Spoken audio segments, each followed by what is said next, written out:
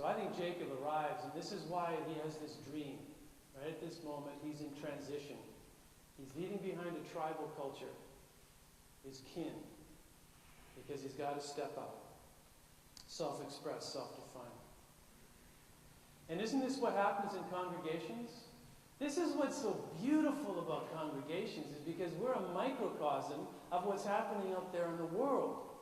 We're all at different places on this spiral, aren't we? Some people come to church and they just want it to be the way it was when they were children. You know, they want the same music. They want to pray the Lord's Prayer the same way because they just know it. In a world that's changing and crazy and mad, they just want some place to remain stable, steady, and not to change. That's where they're at on the spiral. Other people are right into self-expression, self-definition. They come to church to grow, to evolve, to creatively express themselves. They want the drums in worship service. They want liturgical dance. They want opportunities to be creative. That's exactly what's going on in the world. And if we can't find a way to do it here as a congregation, we can't do it in the world. So it's a great experiment that we're undertaking here. If we can do it here, maybe we can create the field in which the world can then grow into that, where we can learn to accept and love each other wherever we are on that spiral. The frustrating thing about this spiral stairway is that you can't force people to move. You got to go, just like, babies got to go through the terrible twos, and you got to go through adolescence and adulthood, and you got to go through this midlife crisis. It's the same thing with entire cultures. You can't force anybody to move any quicker than they're going to move. And we make the mistake continually in history by thinking, well, we're going to impose our solutions from our level on those people who are at that level because it's really good for them. And it doesn't work.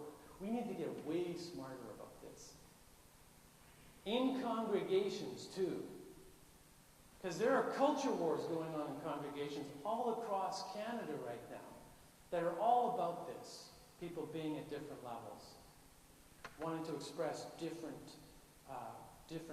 poles of that master plan, evolutionary plan. How are we going to do that? One of the solutions that historically humanity has found is we pass people on the stairway, we want to throw them off. They don't belong on the stairway with us. The history of humanity is tragically littered with the bodies of those that stronger, more dominant cultures who just say, you don't belong on the stairway with us.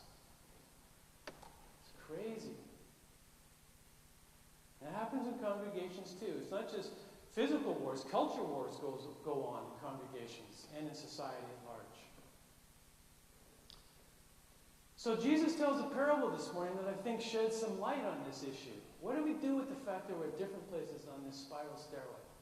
Toward the heart of God. Because that's evolutionarily speaking where we're going. That's the evolutionary urge. Looked at metaphysically. That's what drives the whole thing. We want to grow into the heart, into the love of God. But what do you do with people who are different? So Jesus tells a parable in Matthew's Gospel. Parable is interesting because it's interpreted by Matthew, and Matthew is totally into judgment and hell and damnation and throwing the evil ones into the fires of hell. He loves that stuff. But it's not Jesus, right? So when we get down to what Jesus, his original parable, was about, I think what's happening is he uses the analogy of weeds growing in with the wheat. They're mixed in with the desired crop. And what are you supposed to do with them? You know, you've got all these people who we regard as weeds, and they're growing right alongside of us, and we just like to get rid of them. So someone says to them, should you just pull them out? Just get rid of them. Throw them off the stairway. And Jesus says that would be real dumb because the roots of the weeds and the wheat go down and intermingle. They're inextricably tied up. If you pull out who you consider to be the weeds, it's going to pull out the wheat. Just let them grow side by side. Learn to live side by side with each other. Learn to love them. And this is what happens as we ascend the spiral. It's not about sort of thinking, oh, I'm way higher in the spiral than you are. Look at Jesus. I mean, the guy was the very heart of God, right?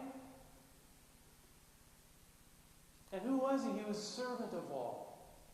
Like the angels of God, he ascended the spiral in order that he could descend the spiral so that he could compassionately suffer with the left behinds.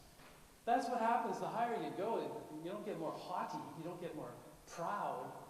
Your heart breaks open for everyone because you've been through it. You know what they're going through. And so like the angels, you want to descend and ascend and helping people to be as healthy and cultures to be as healthy as they can be at wherever they're at. Jacob awakens to the realization that God was in the very place that he was lying. And he didn't realize it. And we need to realize that God's not located solely at the top of the staircase.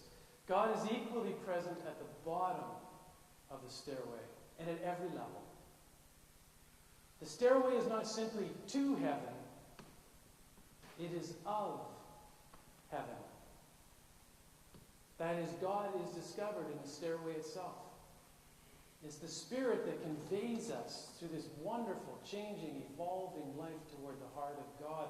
And our task is to consciously participate in that elegant spiraling into the heart of God. May it be so. Amen.